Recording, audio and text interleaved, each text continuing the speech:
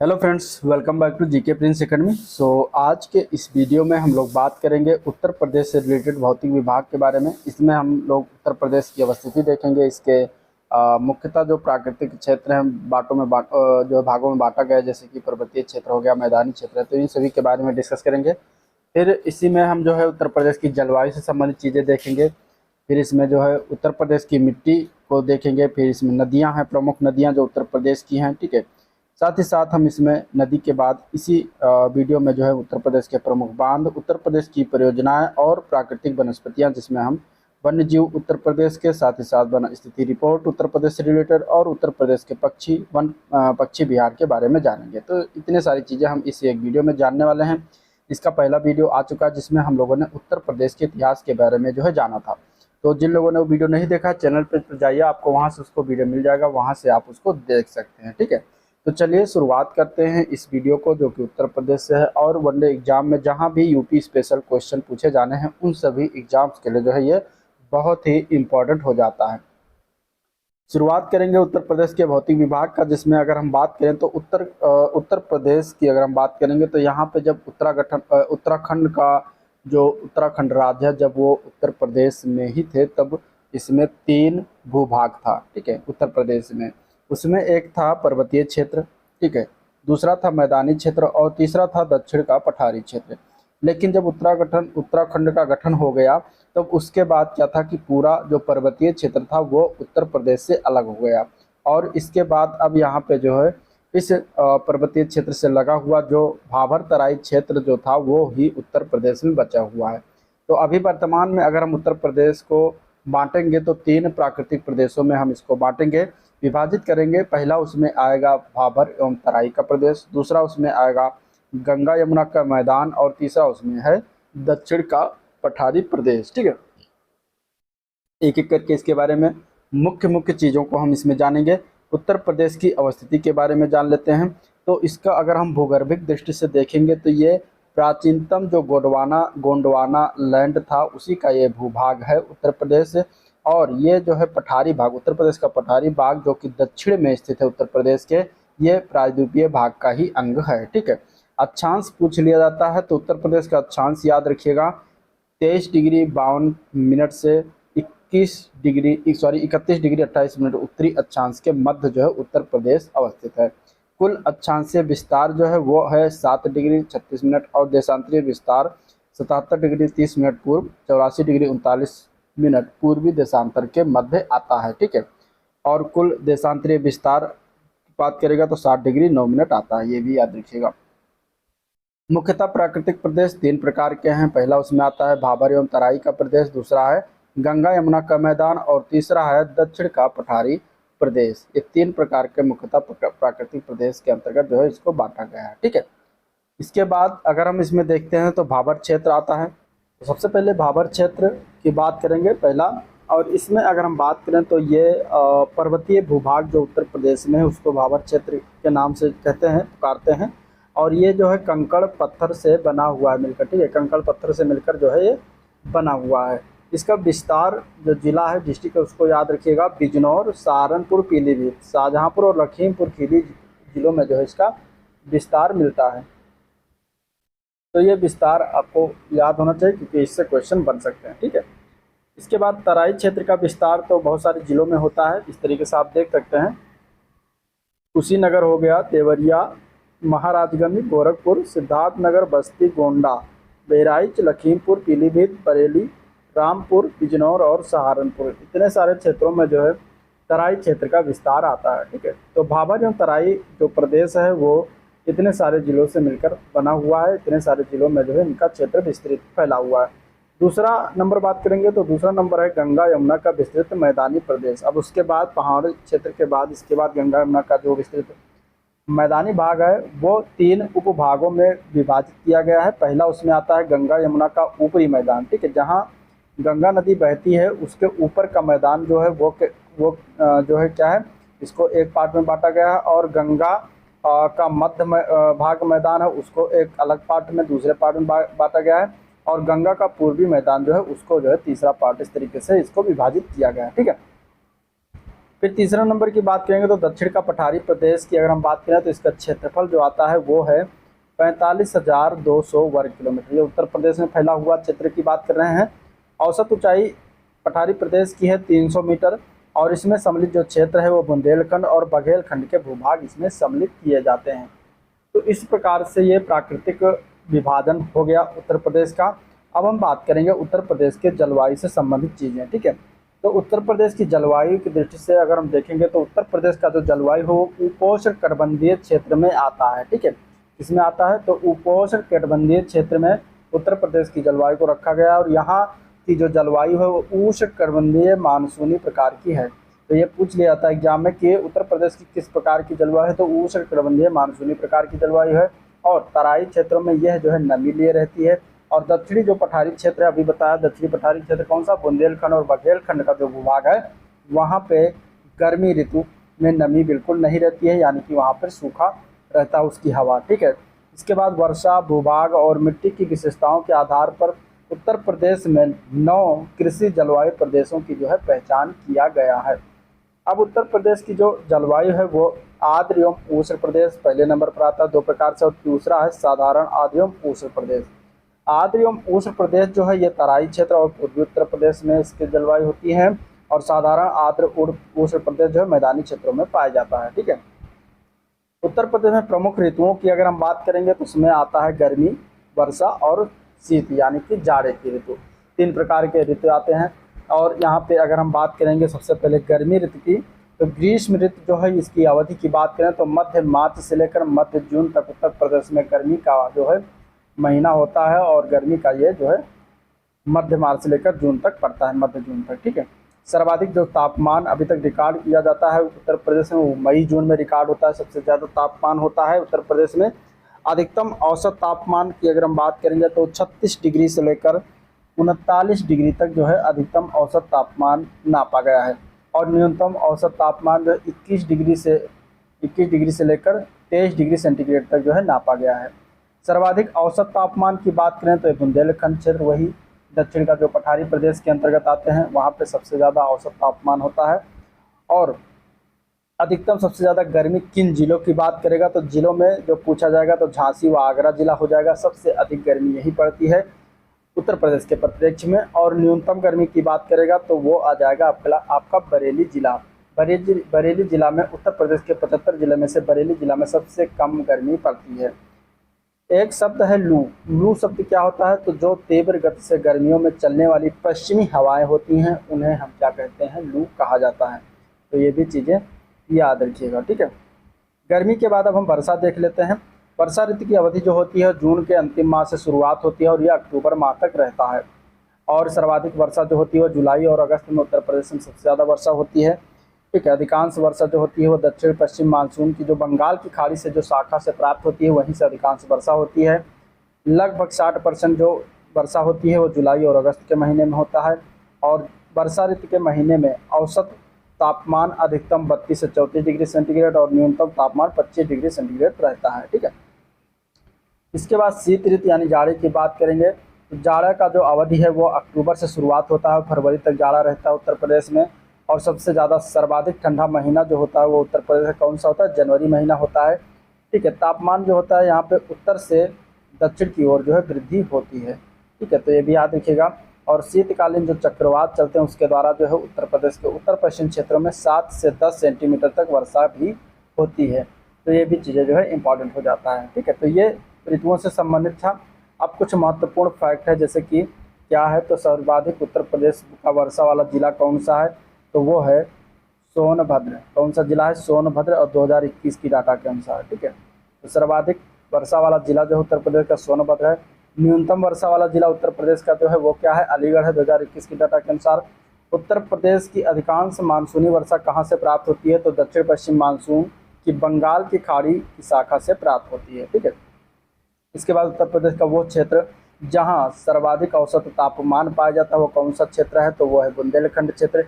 बुंदेलखंड क्षेत्र और बघेलखंड क्षेत्र, ये दोनों क्षेत्र जो है बघेलखंड के भूभाग और बुंदेलखंड के भूभाग या दक्षिण के पठारी प्रदेश यानी कि जो प्राकृतिक विभाजन किया गया उसके तीसरे पार्ट के अंतर्गत आते हैं। जो कि क्यों यहाँ पे सर्वाधिक तापमान, औसत तापमान सर्वाधिक होता है, तो क्योंकि यह बुंदेलखंड जो क्षेत्र है ये कर्क रेखा के निकट स्थित है, इसीलिए जो है यहाँ का तापमान अधिक रहता है। ठीक है, उत्तर प्रदेश का वह जिला जहाँ सर्वाधिक गर्मी पड़ती है तो कौन सा जिला है, तो वो है झांसी और आगरा। और सबसे कम अगर पूछा जाएगा गर्मी कहाँ पड़ती है तो उत्तर प्रदेश में बरेली जिले में सबसे कम गर्मी पड़ती है। ठीक है, शीत ऋतु में उत्तर प्रदेश का तापमान जो है वो बढ़ता है, और किस से लेकर किस की तरफ, मतलब किस दिशा से लेकर किस दिशा की ओर, तो उत्तर दिशा से लेकर दक्षिण की ओर जो है तापमान क्या होता है, उत्तर प्रदेश का बढ़ता है, वो भी जाड़े के महीने में। ठीक है, ये हो गया मानसून और जलवायु। अब हम बात करेंगे मिट्टी की। तो मिट्टी यानी मृदा जिसको कहते हैं या फिर मिट्टी कहते हैं, ये जो होता है ये पृथ्वी की जो ऊपरी सतह होती है वहाँ पर मिलने वाला जो एक असंगठित पदार्थ होता है, इसकी ऊपरी परत होती है, जो कि चट्टानों के विखंडन यानी कि टूटने से या वियोजन यानी कि मिलने से और वनस्पतियों के अवसादों के योग से बनी हुई होती हैं। ठीक है, तो ये किसी भी क्षेत्र की जो मृदाएं होती हैं उसके पैतृक पदार्थ यानी कि चट्टान जैसे हो गया, जलवायु दशाएं जैसे कि वर्षा और तापमान, ढाल की तीव्रता, वनस्पति समय जैसे कि दीर्घकालिक या फिर अल्पकालिक भी हो सकता है, और इस पर सभी की जो है निश्चित निर्भर करती हैं। ठीक है, इसके बाद उत्तर प्रदेश की मिट्टी को जो है प्रोफेसर वाडिया, कृष्णन और मुखर्जी के वैज्ञानिक विश्लेषण के आधार पर दो भागों में इसको विभाजित किया गया है। पहला इसमें आता है गंगा के विशाल मैदान की नूतन और उपनूतन मिट्टियाँ, और दूसरा इसमें आता है दक्षिण पठार की प्राचीन रवेदार और विंध्यन शैली या बुंदेलखंडीय मिट्टियाँ। इस प्रकार दो भागों में विभाजित किया गया उत्तर प्रदेश की मिट्टी। एक एक करके इसमें हम बात करेंगे। सबसे पहले अगर हम देखते हैं तो देखिए बांगर मिट्टी। बांगर क्या होती है, तो जो प्राचीनतम जलोढ़ यानी कि इसको कांप भी कहा जाता है, जो मिट्टी क्षेत्र होता है उसको हम कहते हैं बांगर। यानी जो सबसे पुरानी मिट्टी होती है जलोढ़ मिट्टी, उसको क्या कहेंगे, बांगर मिट्टी कहा जाता है। इसमें सबसे अधिक क्या क्या पाया जाता है, तो इसमें फास्फोरस, चूना और ह्यूमस की अधिकता होती है, और इसमें की कमी किसकी होती है, तो कमी इसमें नाइट्रोजन और पोटास की रहती है हरदम। ठीक है, इसके अन्य नाम में, इसका अन्य भी नाम है बांगर मिट्टी को दोमट मिट्टी के नाम से भी जानते हैं, मटियार के नाम से भी जानते हैं, बलुई दोमट, भूंड या फिर पुरातन जलोढ़ मिट्टी भी इसको कहा जाता है। तो ये सभी नामों को भी याद रखिएगा, इसमें इस तरीके से नाम भी इसका जो है अलग अलग रहता है। ठीक है, उपरहार मिट्टी की अगर हम बात करेंगे तो उत्तर प्रदेश के पूर्वी भाग में जो होती है उपरहार, उसको हम उपरहार मिट्टी कहते हैं। बांगर के बाद आ गया इसी का भाई खादर मिट्टी। ठीक है, खादर मिट्टी जो होती है वो नवीन यानी कि नई जो मिट्टी होती है, नई जलोढ़ मिट्टी होती है, क्षेत्र होता है, उसको खादर कहा जाता है। नवीन जलोढ़ मिट्टी वाला क्षेत्र जो होता है वो खादर कहलाता है, और ये नदियों के बाढ़ वाले मैदानों में इसका विस्तार अधिक होता है, क्योंकि नदियों के बाढ़ से ये मिट्टियाँ हर साल लाई जाती हैं। ठीक है, इसकी प्रकृति कैसी होती है, तो ये हल्के रंग वाली छिद्र युक्त होती है और महीन कण होता है। इसमें सबसे अधिक किसकी मात्रा पाई जाती है, तो इसमें चूना, पोटास और मैग्नीशियम की मात्रा अधिक पाई जाती है। कमी इसमें भी नाइट्रोजन, फास्फोरस और ह्यूमस की होती है। अन्य नाम इसको नूतन जलोढ़ भी कहते हैं, बलुआ मिट्टी भी कहा जाता है, सिल्ट बलुआ मिट्टी भी कहते हैं, और मटियार दोमट मिट्टी के नाम से भी जानते हैं। तो ये चीज़ें याद रखिएगा। उत्तर प्रदेश की प्रमुख मिट्टियों में इस प्रकार हैं: लाल बलुई मृदा, तराई मृदा, लवण प्रभावित मृदा, लाल और पीली मृदा, मिश्रित लाल एवं काली मृदा, मध्यम काली मृदा, कैल्शियम युक्त मृदा, जलोढ़ मृदा और पर्वत पदीय मृदाएं। इस तरीके से मृदा होती हैं। उत्तर प्रदेश में क्षेत्रवार मृदा अपर्दन के प्रकार की अगर हम बात करेंगे तो देखिए उत्तरी क्षेत्र की बात करें तो यहाँ पर परत अपर्दन होता है, विशेष रूप से जो है प्रभावी है परत अपर्दन। अब यहाँ पे अगर हम देखें पूर्वी क्षेत्र, तो यहाँ पर भी विशेष रूप से जो है परत अपर्दन प्रभावी है, और इसके साथ ही साथ जलीय अपर्दन भी होता है। उत्तर प्रदेश के पश्चिमी क्षेत्र की बात करेंगे तो यहाँ पे अवनालिका अपर्दन होता है और वायु अपर्दन होता है। ठीक है, और दक्षिणी क्षेत्र उत्तर प्रदेश की बात करेंगे तो यहाँ पर रेल अपर्दन होता है, जो कि विशेष रूप से प्रभावी है, इसके साथ ही साथ जलीय अपर्दन भी होता है। कुछ महत्वपूर्ण तथ्य हैं मृदा से संबंधित उत्तर प्रदेश से रिलेटेड। इसमें आता है वायु अपर्दन से उत्तर प्रदेश की सर्वाधिक जो प्रभावित जिला है वो कौन सा है, तो वायु अपर्दन की जब बात करेगा तो इसमें मथुरा और आगरा जो जिला है, ये दोनों जिला वायु अपर्दन से सबसे प्रभावित जिला है उत्तर प्रदेश का। ठीक है, अगर बात करेगा जलीय अपर्दन से उत्तर प्रदेश का सर्वाधिक प्रभावित क्षेत्र कौन सा है, तो वो आता है हिमालय का तराई क्षेत्र। ठीक है, अब उत्तर प्रदेश में जो टर्शियरी मिट्टी से संबंधित क्षेत्र वो कौन से क्षेत्र आता है, तो वो आ जाएगा आपका शिवालिक पहाड़ी क्षेत्र आ जाता है। इसके बाद जल प्लावित नदी के किनारे जो है पाई जाने वाली मिट्टी को उत्तर प्रदेश में किस नाम से जाना जाता है, तो उसको कहते हैं ढूंढ मृदा। ठीक है, ढूंढ मृदा जो होती है इसको ये जल प्लावित नदी के किनारे जो पाई जाने वाली मिट्टी होती है उसको इस नाम से जानते हैं। फिर इसके बाद बात करेगा अगर बुंदेलखंड क्षेत्र की काली मृदा को और किस नाम से जानते हैं, तो जो बुंदेलखंड क्षेत्र में काली मृदा पाई जाती है उसको रेगुर मृदा भी कहते हैं, करेल या कपासी मृदा आदि के नामों से जानते हैं। कपासी मृदा क्यों कहते हैं? क्योंकि काली मृदा में कपास की मात्रा जो है अधिक जो है पैदावारी होती है, ठीक है, इसलिए इसको कपासी मृदा भी कहा जाता है।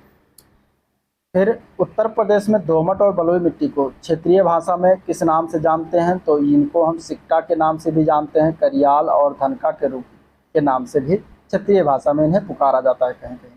तो अगर सिक्का नाम आ जाए, करियाल नाम आ जाए, धनका की नाम आ जाए तो आपको घबराना नहीं है, ये दोमट एवं बलुई मिट्टी के बारे में बातें कर रहा है, ठीक है, आपको बता देना है।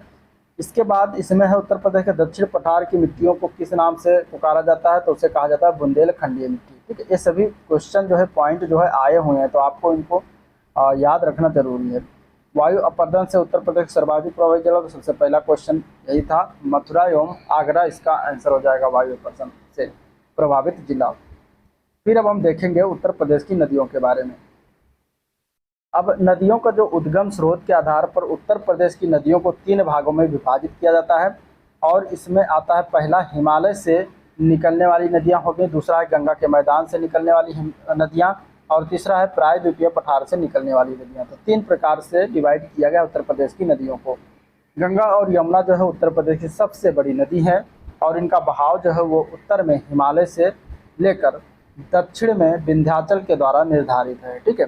और उत्तर प्रदेश की अन्य नदियों में घाघरा हो गया, गोमती हो गया, चंबल, सोन, कर्मनाशा, चंद्रप्रभा, रिहंद, बेलन और धसान नदी जो है उल्लेखनीय है। ये सारी नदियां जो है उत्तर प्रदेश के एग्जाम के पॉइंट ऑफ व्यू से जो है इम्पॉर्टेंट हो जाता है, तो इनके बारे में आपको जानना जरूरी है, ठीक है। चलिए जानते हैं कि पॉइंट, हिमालय पर्वत से निकलने वाली कौन कौन सी नदियां, सबसे पहले ये जान लीजिए। तो गंडक और राप्ती उसमें नाम आता है, गंगा सबसे बड़ा नाम है, राम गंगा हो गया, यमुना हो गई, इसके बाद घाघरा हो गई, फिर काली अथवा उसको शारदा नदी कहा जाता है, ठीक है।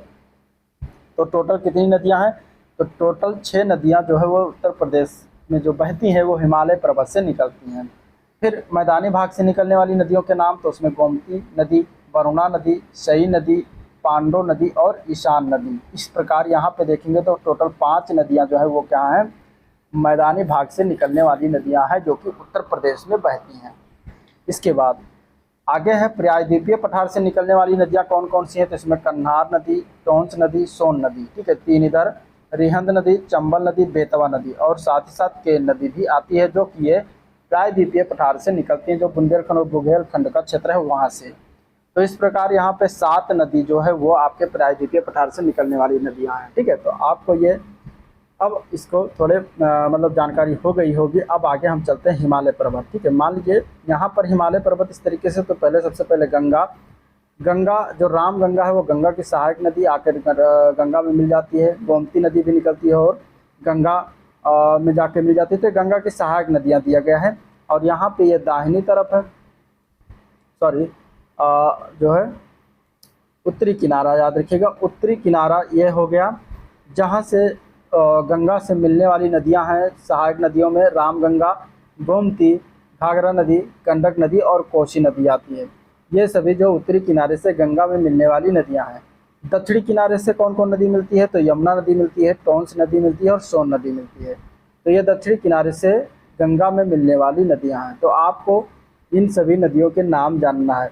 दक्षिणी किनारे से सिर्फ 3 हैं, इन तीनों के नाम याद रखिएगा, गंगा, यमुना, टोन, सोन, ठीक है। यमुना, टोन, सोन ये 3 नदियां हैं जो दक्षिण से मिलती हैं। बाकी सभी नदियां जो गंगा की सहायक नदियां हैं वो उत्तरी छोर से मिलती हैं, राम गंगा, गोमती, घाघरा, गंडक, कोसी। तो चीज़ें ये याद रखिएगा। इसके बाद गंगा नदी के बारे में जान लेते हैं विशिष्ट तथ्य। तो इसका उद्गम स्थल कहाँ है? तो ये गोमुख से निकलती है जो कि गंगोत्री हिमनद में है। तो वहाँ से गंगोत्री ग्लेशियर से ये गोमुख नामक स्थान से निकलती है, प्रवाहित होती है, और जहाँ ये उद्गम होती है यानी कि निकलती है उस स्थान पर इस मुख्य धारा का नाम क्या है? तो उस मुख्य धारा का नाम है भागीरथी, ठीक है। जहाँ ये प्रवाहित होती है, जहाँ से निकलती है वहाँ से उस मुख्य धारा का नाम भागीरथी है। और ये बाद में भागीरथी एवं अलकनंदा जो कि देवप्रयाग में आकर मिलती है, और ये संयुक्त धारा दोनों आकर यहाँ पे मिलती हैं, ठीक है, जो अलकनंदा और भागीरथी, ये दोनों दो प्रयागों में इनका संगम होता है। ठीक है, फिर बाद में वो गंगा नदी कहलाती है। अब इसका विस्तार किन किन राज्यों में है, तो उत्तराखंड से निकलती है, उत्तर प्रदेश में बहती है, इसके बाद बिहार में बहते हुए झारखंड और पश्चिम बंगाल में बहते हुए जाके समुद्र में मिल जाती है। ये बंगाल की खाड़ी में डेल्टा का निर्माण करती है। इसकी लंबाई उत्तर प्रदेश में 1450 किलोमीटर है, जो कि इस लिहाज से उत्तर प्रदेश की सबसे लंबी नदी गंगा नदी मानी गई है। ठीक है, गंगा नदी के किनारे बसे हुए जो तटीय शहर हैं, खासकर उत्तर प्रदेश के, तो उसमें फर्रुखाबाद आता है, कन्नौज है, कानपुर है, वाराणसी, प्रयागराज, मिर्ज़ापुर, गाजीपुर आदि जो ये ज़िले हैं, ये गंगा नदी के किनारे बसे हुए हैं। ठीक है, ये भी पूछ लिया जाता है एग्जाम में। अब हम बात करेंगे राप्ती नदी की। राप्ती नदी, राप्ती नदी की बात करें तो इसका उद्गम स्थल कहाँ है, तो ये एक स्थान है रकुम। ठीक है, रकुम कोट जो कि नेपाल में पड़ता है, तो वहाँ पर इसका उद्गम स्थल है राप्ती नदी का। और इसकी प्रमुख एक सहायक नदी जो हर बार एग्जाम में पूछा जाता है, वो है रोहिणी नदी। रोहिणी नदी किसकी सहायक नदी है, तो राप्ती नदी की सहायक नदी है। इसका संगम होता है घाघरा नदी से। कहाँ पर होता है, तो बरहज नामक स्थान है एक, जो कि देवरिया जिले में पड़ता है, और ये घाघरा नदी से जाकर राप्ती नदी मिल जाती है। ठीक है, अब घाघरा नदी की बात आई है तो घाघरा नदी के बारे में जान लेते हैं। तो घाघरा नदी जो है उत्तर प्रदेश में ये कहाँ से निकलती है, तो ये मापचा तुंगो हिमनद है, जो कि तिब्बत में पड़ता है, तो वहाँ से ये उद्गम होता है, इसको वहाँ से निकलती है। इनकी मतलब घाघरा नदी की सहायक नदियाँ कौन कौन सी है, तो करनाली नदी है, सिख नदी है, टीला नदी हो गया, सेठी नदी, बेरी नदी, राप्ती नदी और छोटी गंडक नदी, ये सभी नदियाँ घाघरा नदी की क्या है, सहायक नदियाँ हैं। ठीक है, इसका एक अन्य नाम है सरयू नदी। सरयू नदी किसका नाम है, तो घाघरा नदी का ही एक अन्य नाम है। और इसके किनारे जो प्रमुख नगर बसा हुआ है वो है अयोध्या। और इसके बाद ये गंगा नदी से जाकर मिल जाती है छपरा बिहार में। ठीक है, कौन, घाघरा नदी कहाँ मिलती है, छपरा में, छपरा जिला है बिहार का, तो वहाँ पर जो गंगा नदी से जाकर ये मिल जाती है। अब हम बात करेंगे टोंस नदी की। टोंस नदी के बारे में जान लीजिए, इसका उद्गम कहाँ से होता है, तो तारमाकुंड कैमूर पहाड़ी है मध्य प्रदेश में, वहाँ से जो है ये टोंस नदी निकलती है। इसकी एक प्रमुख सहायक नदी है बेलन नदी, याद रखिएगा, बहुत इंपॉर्टेंट है एग्जाम पॉइंट ऑफ व्यू से कि बेलन नदी किसकी सहायक नदी है, तो टोंस नदी की सहायक नदी है। और इसका संगम होता है गंगा नदी में, कहाँ पर, सिरसा प्रयागराज में, तो ये जाकर सिरसा प्रयागराज में गंगा नदी से जाकर मिल जाती है। फिर अब हम बात करेंगे यमुना नदी की। यमुना नदी की बात करेंगे तो ये कहाँ से उद्गम होती है, तो यमुनोत्री हिमनद है, वहाँ से निकलती है। बंदरपुर पहाड़ी पश्चिमी ढाल पर यमुनोत्री हिमनद से निकलती है यमुना नदी।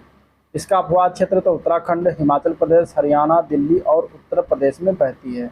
इसकी सहायक नदियों में चंबल है जो कि इटावा के पास जाके मिलती है, बेतवा नदी है जो कि हमीरपुर के पास जाकर जो है यमुना में मिलती है, केन नदी है जो कि ये बांदा भोजहा के पास जो है जाकर मिल जाती है। तो 3 नदियां जो है इसकी सहायक नदी हैं, ये याद रखिएगा। इसके किनारे यानी किसके किनारे, यमुना नदी किनारे बसे प्रमुख नगर कौन कौन से हैं, तो मथुरा, वृंदावन, आगरा, इटावा, कालपी, हमीरपुर और कौशाम्बी, ये सभी नदियाँ, ये सभी नगर जो है प्रमुख नगर हैं जो यमुना नदी के किनारे बसे हुए हैं। ठीक है, तो ये हो गया यमुना नदी। अब हम बात करेंगे शारदा नदी की। शारदा नदी या फिर इसको हम कहते हैं काली नदी। ठीक है, इसका अन्य नाम क्या है, काली नदी। तो इसका उद्गम क्षेत्र, उद्गम स्थल जो है वो कुमाऊं हिमालय से निकलती है, मिलाम हिमनद। हिमनद अगर पूछेगा, ग्लेशियर पूछेगा, तो मिलाम हिमनद से काली नदी निकलती है, कुमाऊं हिमालय में पड़ता है। ठीक है, इसकी प्राकृतिक सीमा ये पीलीभीत और नेपाल के मध्य क्या है, मतलब उत्तर प्रदेश और नेपाल के मध्य ये प्राकृतिक सीमा का निर्माण करती है। साथ ही साथ ये मैदान में कहाँ पर प्रवेश करती है, तो ये ब्रह्मदेव स्थल है उसके निकट जो है प्रवेश करती है। पहले इसका नाम काली गंगा या गौरी गंगा हुआ करता था। सांप की भांति ये टेढ़े मेढ़े मार्ग से होकर ये जो है प्रवाहित होती है। ठीक है, तो ये भी चीज़ें याद रखना, इस तरीके से एग्जाम में पूछ लिया जाता है कि इनमें से कौन सी नदी सांप की भांति टेढ़े मेढ़े रास्ते से होकर गुजरती है, तो वो अपनी है क्या, काली या शारदा नदी। ठीक है, और इसका संगम होता है घाघरा नदी में, और ये घाघरा नदी में कहाँ पर मिलती है, बहराम घाट पड़ता है एक जगह, तो वहीं पर जाकर जो है घाघरा नदी से मिल जाती है। अब इसके बाद ये नदी हो गई। अब यहाँ पे देखिए झांसी जिले के प्रमुख बांध है, कुछ उनको आपको याद होना चाहिए, जैसे कि परीक्षा बांध है। परीक्षा बांध जो है ये किस नदी पर बंधा हुआ है, तो ये है बेतवा नदी पर। ठीक है, सुकमा डुकमा एक बांध है, बहुत फेमस है एग्जाम पॉइंट ऑफ व्यू से। और ये भी बेतवा नदी पर ही बंधा हुआ है। पथराई बांध है, इंपॉर्टेंट है, ये पथराई और सुखनाई नदी पर जो है बंधा हुआ है। तो इस तरीके से इसको भी याद रखिएगा। कुछ विशिष्ट तथ्य हैं बेतवा नदी के बारे में। ये इसका उद्गम हुआ है कुमरा गांव, रायसेन मध्य प्रदेश राज्य में इसका उद्गमित होती है, निकलती है। इसका जो सांस्कृतिक नाम हुआ करता था वो था बेत्रवती। बेत्रवती इसका सांस्कृतिक, इसका बेतवा नदी का। इस नदी पर प्रमुख बांध कौन सा है, तो राजघाट बांध है, जो कि ये इसका अन्य नाम है रानी लक्ष्मीबाई सागर घाट। तो इस तरीके से ये चीज़ें याद रखिएगा। केल नदी की बात करेंगे तो ये कैमूर की पहाड़ियों से निकलती है। इसका उपनाम है कर्णवती नदी। ये संगम कहाँ पर बनाती है, तो ये यमुना नदी से जाकर मिलती है भोजहा के निकट बांदा में। केन नदी जाकर मिल जाती है, ठीक है। तो ये इस प्रकार यमुना नदी की क्या हो गई, सहायक नदी हो गई। चलिए अब देखेंगे चंबल नदी। चंबल नदी का उद्गम स्थल कहाँ है, तो जाना पाव की पहाड़ी से निकलती है, जो कि ये पड़ता है महू जिला, और महू जिला मध्य प्रदेश में पड़ता है। तो वहाँ से चंबल नदी जो है प्रवाहित होती है और ये वहाँ से बहती है। और संगम कहाँ पर बनाती है, तो ये यमुना नदी से मिलती है इटावा जिले में जाकर, ठीक है। तो यमुना की क्या हो गई, ये सहायक नदी हो गई। इसके बाद इसकी क्या विशेषता है, तो ये अवनालिका अपर्दन एवं बीहड़ों के लिए प्रसिद्ध है। यानी कि अवनालिका अपर्दन अगर सबसे ज़्यादा जो होता है इटावा क्षेत्र में, चंबल में, तो वो इसी चंबल नदी के कारण होता है, ठीक है। फिर आते हैं अब इसके प्रमुख बांध। तो प्रमुख बांधों में अगर देखा जाए तो गांधी सागर बांध है, राणा प्रताप सागर बांध है और जवाहर सागर बांध है, ठीक है। ये 3 प्रकार के बांध होते हैं चंबल नदी पर हैं। चंबल की सहायक नदियों में काली नदी हो गई, सिंध नदी हो गई, पार्वती नदी हो गई और बनास नदी हो गई। तो 4 सहायक नदियाँ चंबल नदी की। अब उत्तर प्रदेश में प्रमुख बांध की बात करेंगे तो मिर्जापुर में कौन कौन से बांध हैं, तो मिर्जापुर में जिरगो बांध है, जिरगो नदी पर स्थित है। अहरोरा बांध है, गराई नदी पर है। मेजा बांध है, बेलन नदी पर। अदवा बांध अदवा नदी पर और सिरसी बांध बखेर नदी पर। तो ये मिर्जापुर में 5 बांध स्थित हैं। ललितपुर में 6 बांध हैं। जामनी बांध जैमनी नदी पर, रोहिणी बांध रोहिणी नदी पर, शहजाद बांध शहजाद नदी पर, गोविंद सागर बांध जो है शहजाद नदी पर, सजनाम बांध सजनाम नदी पर और राजघाट बांध बेतवा नदी पर। ये सारे कहाँ पड़ते हैं, ये सारे ललितपुर में पड़ते हैं। तो आपको इकट्ठा एक तरीके से मिल गया बांध, सारे बांध, तो आप इसको याद कर लीजिएगा। चलिए अगला देखते हैं कुछ अन्य प्रमुख बांध है उत्तर प्रदेश में, जैसे कि मूसा खंड बांध, ये चंदौली जिले में है, कर्मनाशा नदी पर बना हुआ है। फिर आता है मौदहा बांध, जो कि हमीरपुर जिला, जो कि बिरमा नदी पर यह बना हुआ बांध है। साथ ही साथ फिर आता है कन्हर बांध, ये सोनभद्र जिले में कन्हान नदी पर बना हुआ बांध है, ठीक है। इसके बाद इसमें अगर हम देखेंगे तो आता है सलारपुर बांध, जो कि ये महोबा में करदिया नदी पर है, ठीक है। महोबा में करदिया नदी पर सलारपुर बांध बंधा हुआ है। फिर आता है चंद्रप्रभा बांध, जो कि चकिया जिला चंदौली में जो है चंद्रप्रभा नदी पर ये स्थित है। गढ़वा बांध जो है चित्रकूट में स्थित है। तो इस तरीके से ये याद रखिएगा, ठीक है। फिर इसमें कुछ योजना है गंडक परियोजना से जो लाभान्वित जिले हैं, उन जिलों के नाम जान लीजिए। तो उसमें महाराजगंज आता है, गोरखपुर है, कुशीनगर और देवरिया, 4 जिले हैं जो गंडक परियोजना से लाभान्वित जिले हैं, ठीक है। अब इसमें उत्तर प्रदेश की बहुउद्देशीय नदी घाटी कुछ परियोजनाएं हैं, उनको जान लेते हैं। जैसे कि गंडक परियोजना हो गया। गंडक परियोजना में क्या है कि ये उत्तर प्रदेश एवं बिहार और नेपाल की सीमा पर यह वाल्मीकि नगर के निकट स्थित है गंडक परियोजना, ठीक है। एक गोविंद वल्लभ पंत सागर बांध, ये पिपरी सोनभद्र में पड़ता है। राजघाट बांध परियोजना की बात करेंगे तो ये उत्तर प्रदेश और मध्य प्रदेश की संयुक्त परियोजना, जो कि बेतवा नदी पर स्थित है। फिर आता है रामगंगा परियोजना, ये उत्तर प्रदेश के बिजनौर जिले में स्थित है। गोकुल बैराज परियोजना ये मथुरा जिले में स्थित है, यमुना नदी पर पेयजल के लिए बनाया गया है। तो ये पूछ सकता है कि गोकुल बैराज इनमें से कौन सा बैराज है जो पेयजल के लिए मथुरा जिले में उसका निर्माण किया, तो गोकुल बैराज हो जाएगा, ठीक है। तो ये हो गया नदी बांध और परियोजना। अब उत्तर प्रदेश की विद्युत परियोजना कुछ प्रमुख पॉइंट है, उनको जान लेते हैं। तो उत्तर प्रदेश में कुल संस्थापित जो क्षमता है, विद्युत क्षमता है, 31 दिसंबर 2023 के डाटा के अनुसार, तो यहाँ पे देखेंगे तो 31,521.35 मेगावाट क्षमता है कुल संस्थापित क्षमता है उत्तर प्रदेश की, ठीक है। इसमें से जल विद्युत आता है 501.6 मेगावाट, नवीकरणीय ऊर्जा में इसमें आता है 5011.61 मेगावाट, तापीय ऊर्जा आता है 25,568.4 मेगावाट और परमाणु ऊर्जा इसमें आता है 440 मेगावाट। तो टोटल मिलाकर ये 31,531 मेगावाट कुल संस्थापित क्षमता है, ठीक है। अब इसमें देखिए कुछ ताप विद्युत संयंत्र हैं जो कि निर्माणाधीन सहित है। इनमें से अनपरा है, अनपुरा ताप विद्युत संयंत्र कहाँ पर है, किस जिले में, ये आपको याद रखना। तो सोनभद्र में पड़ता है। हरदुआगंज कहाँ पड़ता है, अलीगढ़ में। ओबरा ताप विद्युत संयंत्र कहाँ पर है, सोनभद्र में। जवाहरपुर जो पड़ता है ये एटा जिले में पड़ता है, पनकी कानपुर में है। और परीक्षा जो है ताप विद्युत संयंत्र कहाँ पर है, झांसी में है। तो ये आपको जिले याद रखने हैं, ठीक है। फिर इसके बाद राष्ट्रीय ताप विद्युत निगम, यानी कि इसको कहते हैं शॉर्ट फॉर्म में एनटीपीसी। एनटीपीसी के द्वारा उत्तर प्रदेश में स्थापित जो संयंत्र है वो सिंगरौली, सोनभद्र है। दादरी जो कि गौतम बुद्ध नगर में पड़ता है, टांडा अम्बेडकर नगर में पड़ता है, यही आपको याद रखना है। रिहंद कहाँ पड़ता है, सोनभद्र में। औरैया में एक है, और इसके अलावा ऊंचाहार रायबरेली में बना हुआ है, ठीक है। औरैया जो गैस आधारित है, और दादरी गैस एवं कोयला आधारित है, और बाकी सभी कोयला आधारित है। तो ऐसे भी याद रखिएगा।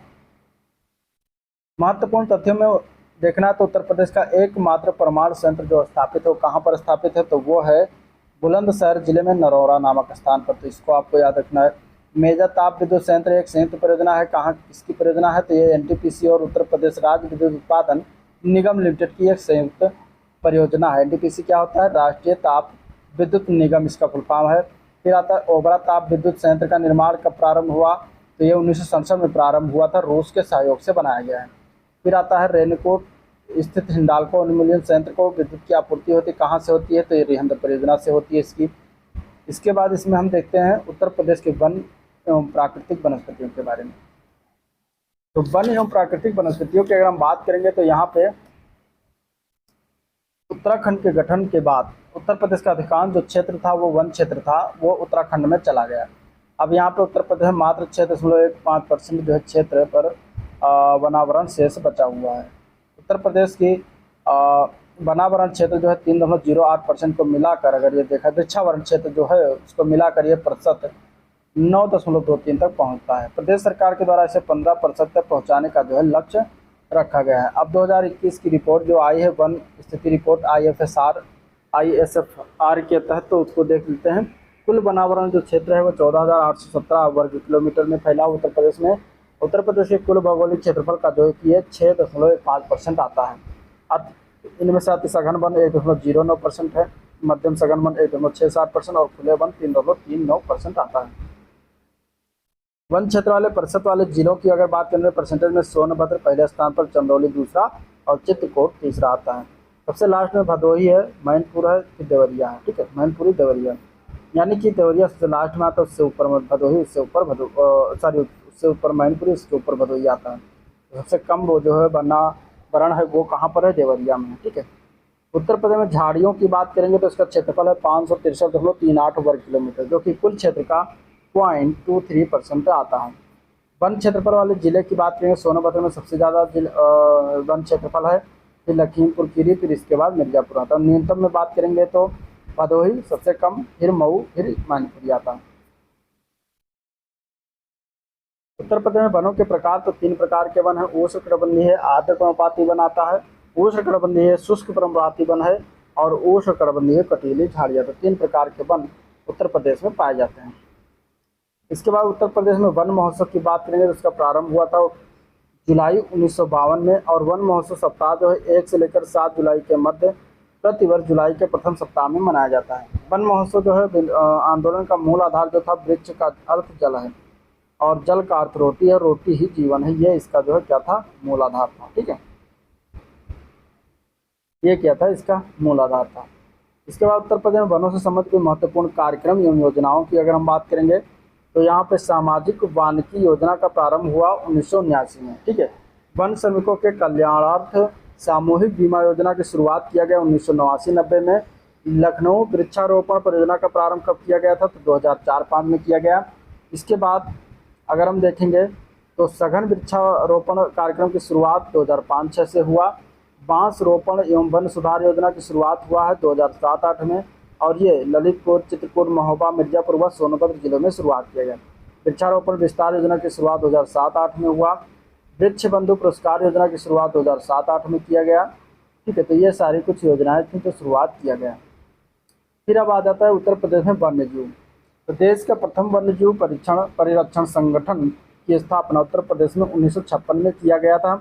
वन्यजीव परिरक्षण संगठन का प्रमुख कार्य किया था तो प्रदेश में वन्यजीवों की सुरक्षा करना और आधुनिक एवं वैज्ञानिक पद्धति से सघन वन्यजीव प्रबंधन, साथ ही राष्ट्रीय उद्यान, वन विहार, पक्षी विहार का विकास करना है। पर्यावरण वन एवं जलवायु परिवर्तन विभाग उत्तर प्रदेश सरकार की वेबसाइट पर उपलब्ध है, जो कि फॉरेस्ट स्टैटिस्ट बुक्स 2021 के अनुसार प्रदेश में एक राष्ट्रीय उद्यान जो कि है दुधवा नेशनल उद्यान, 11 वन्यजीव विहार और 15 पक्षी विहार उत्तर प्रदेश में स्थित हैं। तो उत्तर प्रदेश का एक राष्ट्रीय उद्यान जो है दुधवा नेशनल पार्क है। और उत्तर प्रदेश के बाघ अभ्यारण्य में देखेंगे तो दुधवा बाघ अभ्यारण्य भी आता है, पीलीभीत हो गया, रानीपुर और अमनगढ़, यानी कि 4 बाघ अभ्यारण्य स्थित है उत्तर प्रदेश में। उत्तर प्रदेश के प्रमुख चिड़ियाघर तो नवाब वाजिद अली शाह जूलॉजिकल गार्डन जो है ये चिड़ियाघर पड़ता है लखनऊ में, कानपुर प्राणी उद्यान कानपुर में, और शहीद अशफाक उल्ला खां प्राणी उद्यान गोरखपुर में पड़ता है। तो 3 चिड़ियाघर हैं उत्तर प्रदेश में, ठीक है। इसके बाद उत्तर प्रदेश की वन नीतियाँ क्या क्या है, तो प्रथम वन नीति आई थी 1952 में, दूसरी वन नीति आई 1988 में घोषित हुआ। उत्तर प्रदेश वन निगम की स्थापना कब किया गया, तो 25 नवंबर 1974 को किया गया था। वर्तमान स्थिति की बात करें तो राज्य वन नीति 2017 लागू है, जो कि उत्तर प्रदेश वन नीति 1998 के स्थान पर लागू किया गया है, ठीक है। फिर अब देखेंगे उत्तर प्रदेश के पक्षी विहार, जो कि 15 जो हैं उनको देख लेते हैं। विजय सागर पक्षी विहार कहाँ पर स्थित है, महोबा में। पार्वती अर्गा पक्षी विहार कहाँ पर स्थित है, गोंडा में, ठीक है। वेरी इंपॉर्टेंट क्वेश्चन है, यहाँ से क्वेश्चन जरूर बनता है। इसके बाद सुर सरोवर पक्षी विहार आगरा इटावा में शायद फैला हुआ है। समान पक्षी विहार ये मैनपुरी में है। बखीरा पक्षी विहार संत कबीर नगर में पड़ेगा। शेखा झील पक्षी विहार अलीगढ़ में पड़ता है। जयप्रकाश नारायण या फिर सुरहताल पक्षी विहार बलिया में है। चांद खमरिया कृष्ण मृग आरक्षित वन क्षेत्र जो है ये मेजा में है। मेजा कहाँ, प्रयागराज में, ठीक है। शहीद चंद्रशेखर आजाद जो कि नवाबगंज पक्षी विहार पहले इसका नाम था, उन्नाव में पड़ता है। समस्तपुर पक्षी विहार रायबरेली में है। पटना पक्षी विहार एटा जिला में है। लाख बहसी पक्षी विहार कन्नौज में पड़ता है। सांडी पक्षी विहार हरदोई में है। ओखला पक्षी विहार गौतम बुद्ध नगर में, और डॉक्टर भीमराव अम्बेडकर पक्षी विहार प्रतापगढ़ में स्थित है। तो इस तरीके से टोटल 15 पक्षी विहार हैं जिसको आपको आना चाहिए, याद होना चाहिए। फिर आप आ जाते हैं उत्तर प्रदेश के वन्यजीव विहार, जो कि 11 हैं, और उससे संबंधित जिले कौन कौन से हैं इनको हम देख लेते हैं, ठीक है। चलिए, तो राष्ट्रीय चंबल वन्यजीव विहार जो पड़ेगा ये आगरा और इटावा क्षेत्र में फैला हुआ। चंद्रप्रभा वन्यजीव विहार चंदौली में है, सबसे पुराना है उत्तर प्रदेश का, ठीक है। इसके बाद कछुआ वन्यजीव विहार ये वाराणसी में पड़ जाता है। किशनपुर वन्यजीव विहार ये कहाँ है, लखीमपुर में है। रानीपुर वन्यजीव विहार चित्रकूट में है। कतनिया घाट वन्यजीव विहार बहराइच में। सोहेलवा वन्यजीव विहार बलरामपुर, गोंडा और श्रावस्ती 3 जिलों में फैला हुआ है। सोहागी बरवा वन्यजीव विहार ये महाराजगंज में फैला हुआ है। हस्तिनापुर वन्यजीव विहार ये मेरठ, हापुड़, बिजनौर, अमरोहा और मुजफ्फरनगर में फैला हुआ है। ये सबसे बड़ा है उत्तर प्रदेश का, ठीक है। इसके बाद कैमूर वन्यजीव विहार ये कहाँ पड़ता है, मिर्जापुर और सोनभद्र में। महावीर वन्यजीव विहार ये कहाँ पड़ता है, ललितपुर में पड़ता है, ठीक है। कहाँ पड़ता है, ललितपुर में पड़ता है। तो ये हो गया 11 जिसको आपको आना चाहिए, याद होना चाहिए।